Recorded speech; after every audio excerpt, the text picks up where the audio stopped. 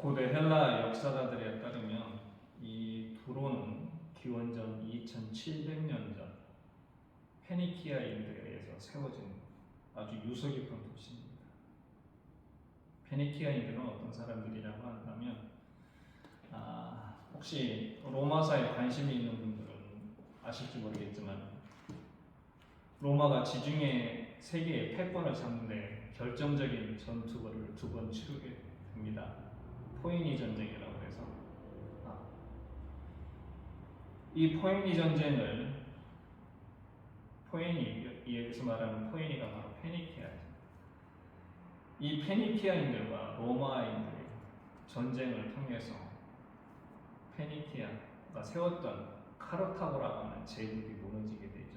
그러므로 인해서 로마가 지중해 패권을 잡게 되는 바로 그 사람들이 바로 페니키아인들이었습니다. 이 페니키아는 즉 이 두로라고 하는 이 도시는 성서에서도 나오는데 유대하고도 굉장히 친밀감 있게 지냈습니다.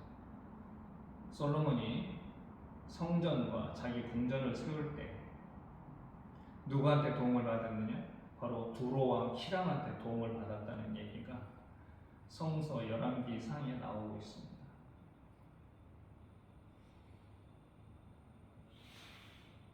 이 두로라고 하는 도시는 아주 난공불락의 그런 요새였습니다. 그래서 그 신바빌로니아 제국의 느부갓네살도 이 두로를 점령하려고 13년 동안 공격을 했지만 점령하지 못할 정도 이런 난공불락의 요새였고 결국에 그 유명한 알렉산더 대왕이 점령하긴 했지만 이 알렉산더 대왕도 7개월 동안 공격해가지고 간신히 정복했던 그런 곳입니다. 이 두로라고 하는 지역은 페니키아인들도 원래 다신교 민족이었고 또 그 문화도 그 지중해 문화권과 동일한 그런 문화에 속해 있었기 때문에 유대인들과는 다른 문화적 전통을 가지고 있었죠.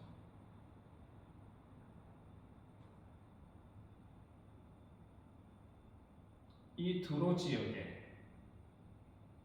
당시 여기도 물론 로마의 영향 하에 있었지만 자치권을 인정받는 그런 지역이었습니다. 바로 이 두로 지역에 예수님이 방문을 하십니다. 근데 성서 본문을 보면 예수께서 이 두로 지역에 방문하신 목적이 과연 무엇일까 좀 고개를 갸우뚱하게 만듭니다. 전도를 위해서 가신 것인가? 아니면 휴식을 위해서 가신 것인가? 오늘 24절에 보면 예수께서 다른 사람한테 당신이 온 것을 들키지 않게 하려고 어느 한 집에 들어가서 조용히 쉬려고 했습니다. 근데 드러났죠. 이 구절만 보면 과연 예수께서 이 두로 지역에 왜 가셨을까? 잠시 쉬다가 평소 당신이 하시던 대로 하나님의 말씀을 전하고 사람들을 치유하기 위해서 그랬던 걸까? 아니면 정말로 순수하게 그 유대 지역을 벗어나서 그 바리새인과 사두개인들의 그런 시퍼런 감시의 눈길을 피해서 잠시 피했던 것인가? 좀 불분명한데 그럼에도 불구하고 예수께서 오셨다는 소문이 그 지역에 쫙 퍼집니다.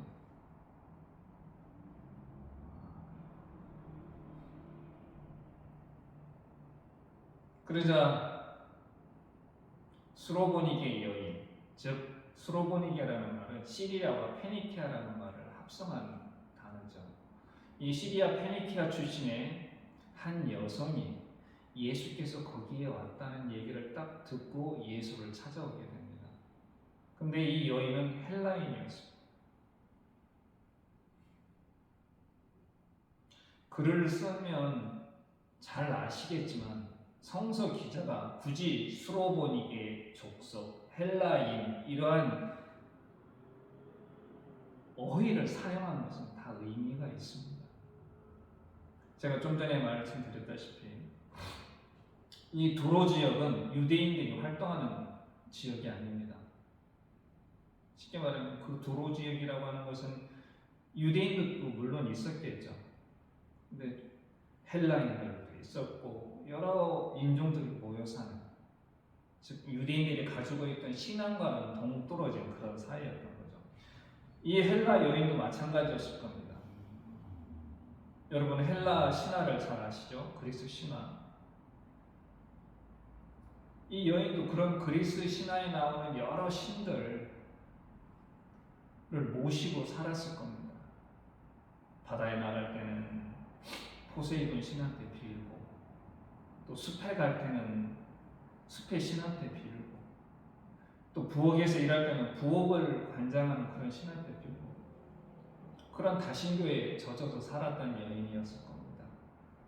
그런데 이러한 여인이 예수께서 오셨다는 소문을 딱 듣고 예수께 달려갑니다.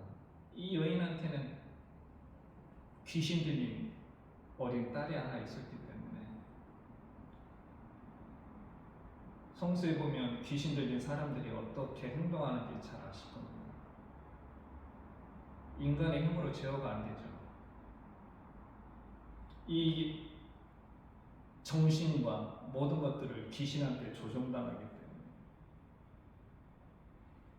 이 헬라 여인, 수로보니게 여인이 보기에 내 딸을 저 귀신이 통제에서 벗어나게 해줘야 되는데, 즉 귀신을 쫓아내야 되는데 아무도 그런 걸 해줄 수 있는 사람도 없었습니다. 근데 마치 유대에 아주 능력이 있는, 귀신을 쫓아내고 병자를 고칠 수 있다고 하는 어떤 분이 나타납니다. 가만히 있었겠습니까? 득달같이 달려가서 간구를 하죠. 예수님, 제 딸이 귀신들 쫓아내달라. 그 다음 내용은 여러분이 보신 내용과 똑같습니다.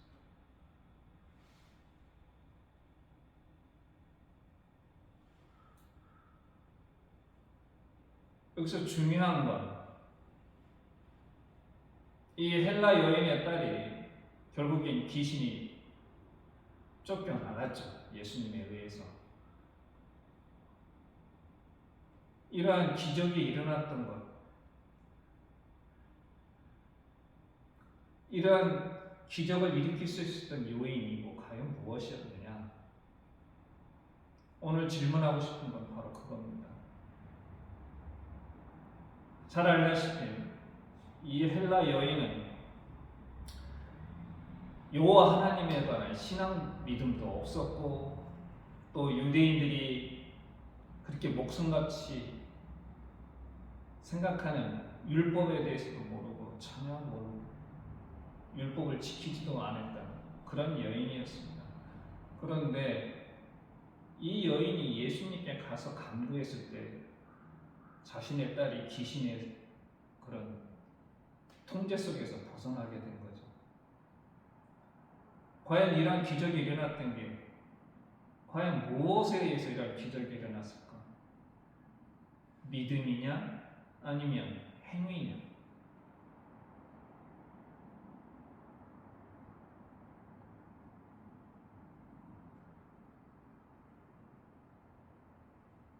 이 본문에 의하면 이 여인은 전혀 구원받을 만한 그런 행위를 한 적이 한 번도 없습니다.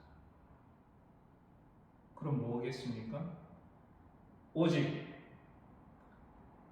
예수께서 내 딸을 고쳐줄 것 같다, 내 딸을 귀신의 그런 통제 속에서 구원해 줄 것 같다라고 하는 믿음 하나 가지고 예수께 간구를 했던 겁니다.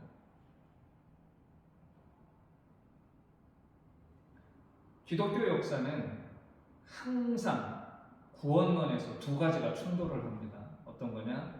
믿음으로 구원받느냐? 아니면 우리의 행위, 즉 선행을 통해서 구원을 받느냐? 이게 항상 충돌을 하죠. 쟁점이 되는 겁니다. 성서에서도 두 가지가 충돌합니다. 로마서와 야고보서. 둘이 생각이 달라요. 로마서는 잘 알다시피 바울이 썼죠. 바울은 뭐라고 얘기합니까? 복음에는 하나님의 의가 나타나서 믿음으로 믿음에 이르게 하나니 기록된 바 오직 의인은 믿음으로 말미암아 살리라 한 바 같으니라. 이게 유명한 로마서 1장 17절에 있는 말씀입니다. 즉 우리가 의롭다 칭함받고 구원을 받을 수 있는 건 믿음이다 이런 얘기죠. 그런데 야고보서 기자는 또 뭐라고 얘기하냐? 만일 사람이 믿음이 있노라 하고 행함이 없으면 무슨 유익이 있으리요? 그 믿음이 능히 자기를 구원하겠느냐? 야고보서 기자는 또 이렇게 얘기해요. 즉 동일한 성경 내에서도 두 가지 얘기가 서로 다투고 있죠. 믿음이냐 행위냐.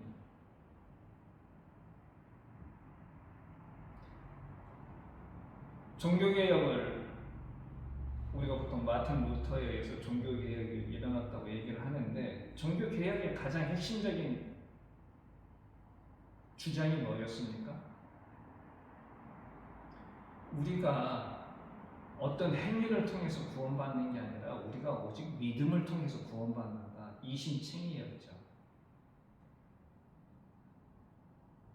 이게 당시 카톨릭이 내세우는 주장과 반대되는 얘기였던 거예요.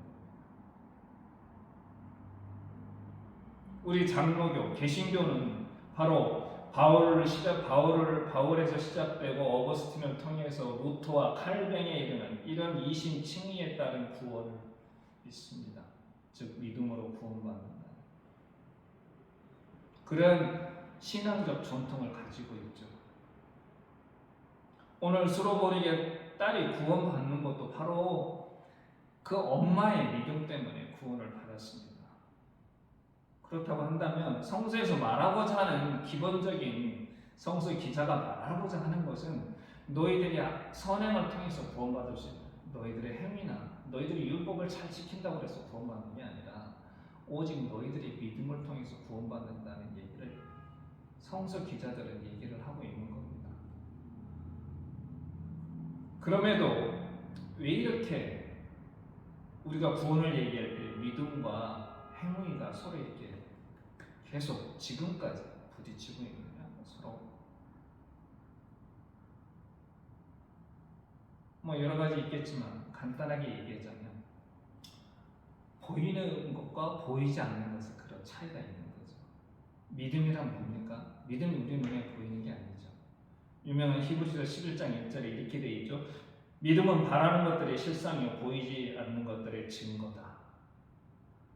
영어 성경에 보면 여기서 실상이라고 얘기했던 이 말에 영어에 해당되는 단어는 assurance입니다. 또 증거에 해당되는 영어의 단어는 conviction입니다. assurance, conviction. assurance는 확약, 확실한 약속이라는 뜻입니다. 증거, conviction은 확신입니다. 확약이나 확신이나 둘 다 공통점은 뭐죠? 우리가 마음으로 받아들이는 거예요. 어떤 눈으로 보이는 어떤 행위나 표현, 증거를 가지고 받아들이는 게 아니라 우리의 마음으로 받아들이는 겁니다. 즉 보이지가 않는 거죠.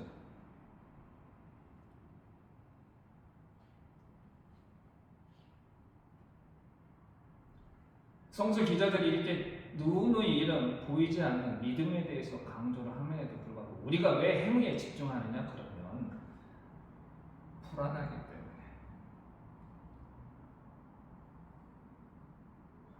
우리는 뭔가 말로 보이지 않는 것들을 자꾸 표현하고 뭔가를 얘기하면 그거에 대해서 불안해하고 되도록 우리 눈앞에 뭔가 보여야 안심을 합니다. 대표적인 얘기가 우리가 왜 우상을 만들까요?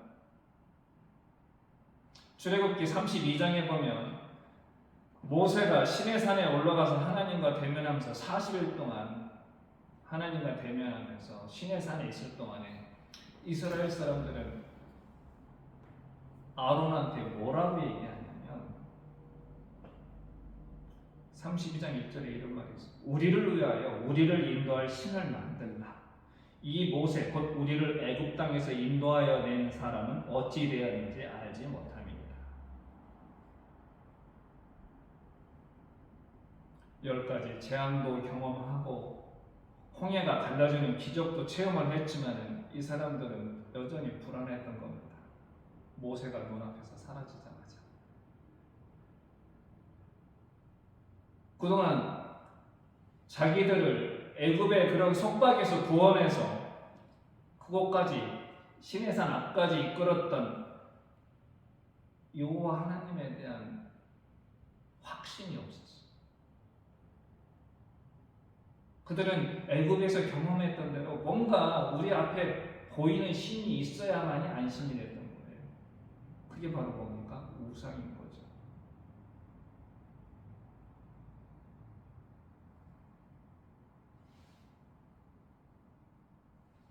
이 시대 유대인들도 마찬가지입니다. 뭔가 행위를 통해서 율법에서 말하고자 하는 그런 행위를 통해서 그래야만이 우리가 구원에 도달할 수 있다라고 이렇게 생각을 했던 거죠. 오늘은 우리는 어떻습니까? 그들과 우리는 전혀 반대된다? 아니죠. 우리도 똑같은 거예요. 우리도 뭔가 헌금을 열심히 하고 교회에서 하는 모든 봉사도 열심히 참석을 하고 교회에서 무슨 새벽기도, 수요 저녁, 금요 철야, 주일 예배 모든 교회에서 하는 어떤 모임에는 열심히 참석. 그래야만이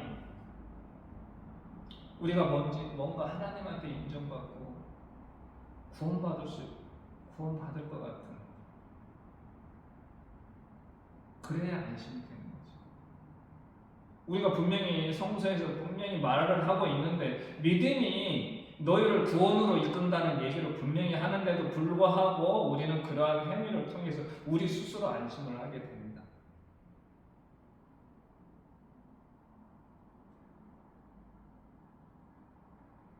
그래서 참 믿음이 있는 사람과 행위에 집중하는 사람들은 결과적으로 두 갈래로 나뉘게 되는 거예요.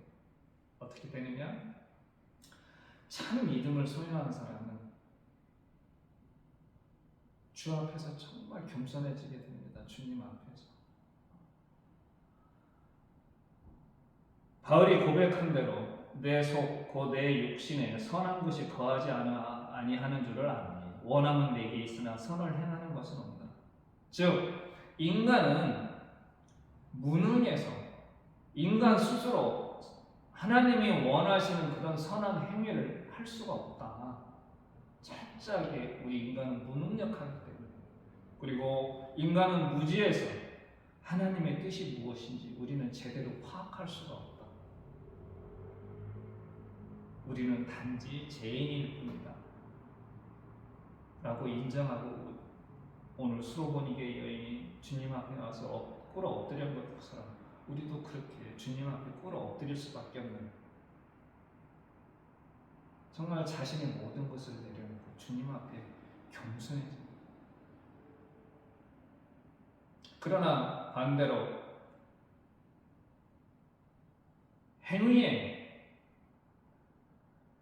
행위로 구원받는다고 생각하는 예수님 시대의 그런 유대인들, 바리새인들과 같은 그런 사람들은 어떻게 되느냐? 교만하게 됩니다. 어떤 교만? 예수께서 그들을 꾸짖으셨 바리새인들을 이렇게 꾸짖으셨던 것처럼 너희가 너희 전통을 지키려고 하나님의 계명을 잘 저버리는도다. 그래서 하나님의 계명은 뭐가 되나요? 하나님의 뜻을 잘 저버리는도다. 이렇게 바꿔도 아무 문제가 없습니다. 즉 조상들의 전통이라는 게 뭡니까?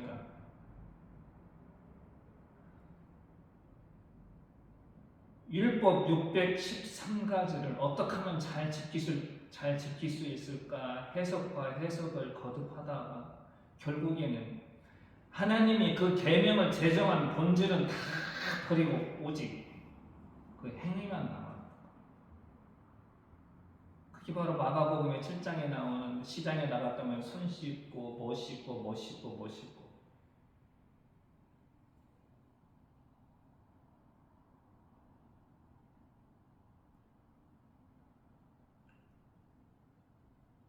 하나님께서 왜 너희들이 정결을 해야 되느냐라고 하는 그런 본질은 다 까먹어버리고 오직 그 행위만 자신의 조상들이 세워놨던 그런 전통에 맞게 행동하느냐 안 하느냐가 결국엔 우리가 하나님께 구원받는다 안 받는다 이렇게 자기들이 스스로 생각하고 결정하고 판단하는 거예요. 그 마음, 그런 행위의 중심에 하나님은 전혀 없고 오직 인간이 생각한 것만 자리 잡게 되는 거죠. 이게 바로 뭡니까? 교만인 거죠. 교만. 자신들이 모든 것이 하나님의 뜻에 맞는 거라고 스스로 생각하고 결단하는 교만.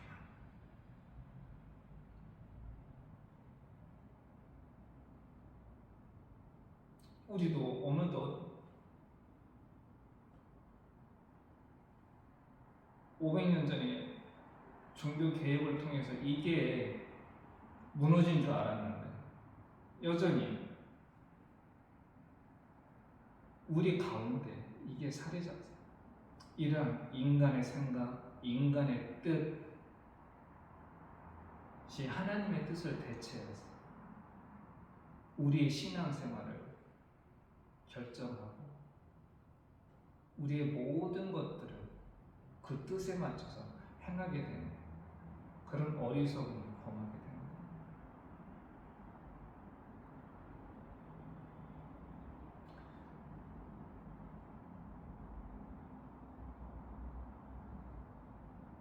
오늘 본문을 통해서 우리가 다시 한번 확인할 수 있는 거예요. 우리가 구원을 받을 수 있는 것은 믿음을 통해서만 우리가 구원을 받을 수 있다라는 걸 다시 한번 성서는 얘기를 하고 있습니다. 수로보니게 여인은 아무것도 몰랐습니다. 하나님에 관한 율법도 몰랐고 도대체 여호와 하나님이 누구신지도 잘 몰랐던 여인이었지만 오직 믿음 하나로 자신의 딸을 구원시킬 수가 있었습니다. 행위가 필요 없다는 얘기가 아닙니다. 참다운 믿음을 갖고 있다면 우리는 자연스럽게 하나님이 우리한테 주신 계명에 순종할 수밖에 없습니다. 그 외에 따를 수밖에 없죠.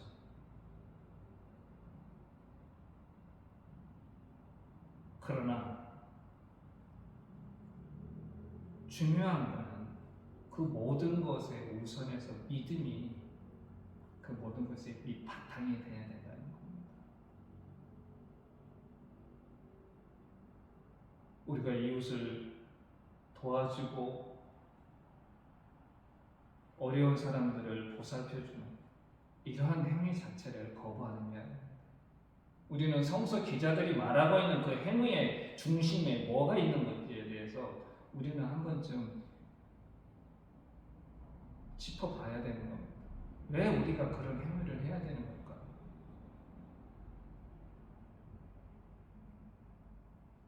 행위의 모든 우리 신앙인들이 가지고 있는 모든 행위의 중심은 하나님의 영광이 드러나야 되고 하나님의 뜻이 드러나야 된다. 이게 가장 큰 핵심이자 전부인 겁니다.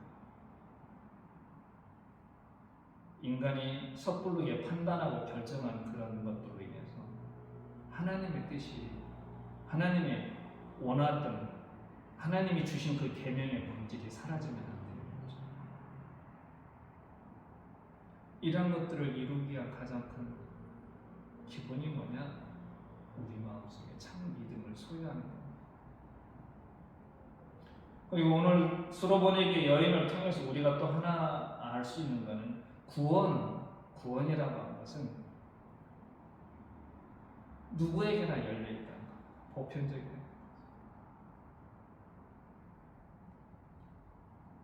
부자이든 가난한 사람이든 또 남성이든 여성이든 백인이든 흑인이든 황인종이든 요즘 굉장히 어려운 주제지만 내 성적 지향이 어떤 것이든 상관없이 오직 예수 그리스도를 주라고 시인하고 고백하는 사람들 그런 모든 사람들한테 구원의 문은 열려있다는 거예요.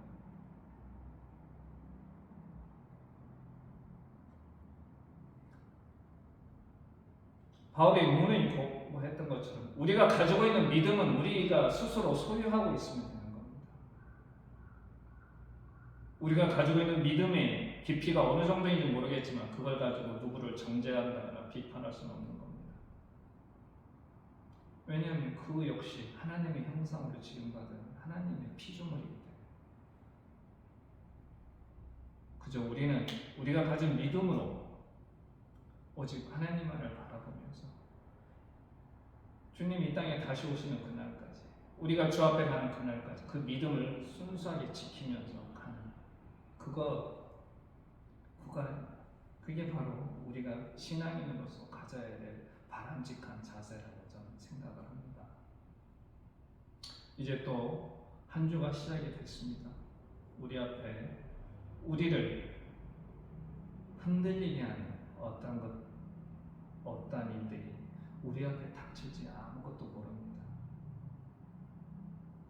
아무쪼록 이 한 주간 우리 주님을 의지하면서, 우리 주님을 신뢰하면서 성령의 인도하심 받아 승리하는 한 주가 되시기를 간절히 기원하겠습니다. 기도하겠습니다.